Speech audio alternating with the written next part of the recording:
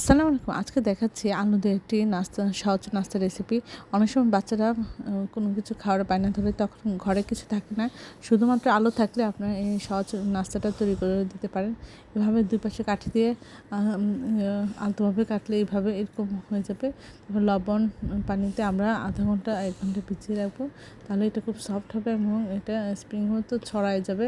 এবং আমরা লবণ, মরিচের গুঁড়া এবং হলুদের গুঁড়া আর কর্নফ্লাওয়ার দিয়ে এটা ভেজে নেব। কর্নফ্লাওয়ার না থাকলে আপনার চালের গুঁড়া দিতে পারেন, না থাকলে আটা দিয়ে হালকাভাবে স্পাইসি করে ভেজে নেবেন। এটা একটু স্পাইসি হবে আর মুচমুচে হবে, তাহলে খেতে অসাধারণ লাগবে। আমরা খুব ভালো করে এটা প্রতিটা পিস হাত দিয়ে ডলে ডলে মাখাবো, যেন এর ভিতরে মশলা খুব ভালো করে ঢুকে যায় এবং খেতে যেন ভালো লাগে। লো হিটে আমরা আস্তে আস্তে এই আলুর পিসগুলো আমরা এটা ভেজে নিব, তাহলে খেতে অসাধারণ লাগবে।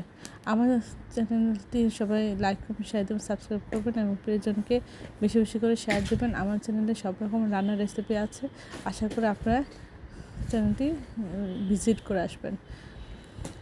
এই ধরনের সুন্দর সুন্দর ভিডিও পাওয়ার জন্য আমার চ্যানেলটি ফলো দিয়ে রাখবেন, যেন আপনাদের কাছে নোটিফিকেশন দ্রুত চলে যায়। আর আলুর পিসগুলো আপনারা একটু পাতলা পাতলা করে নেবেন, তাহলে এটা খুব দ্রুত ভাজা হবে এবং খেতেও ভালো লাগবে। এই ধরনের সুন্দর সুন্দর খেতে খুব মজা হচ্ছিলো। আশা করি আপনারা এভাবে এই রেসিপিটি ট্রাই করবেন।